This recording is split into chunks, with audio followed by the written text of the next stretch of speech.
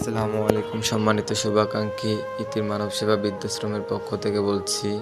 তো আমাদের এখানে এক ব্যক্তি ছিলেন, তার নাম ইমদাদুল। সে গত ৯ তারিখ আমাদের এখানে মৃত্যুবরণ করেন। তো আমরা সবাই তার জন্য শোকাহত। আজকে তার জন্য আমরা একটি মিলাদের আয়োজন করেছি।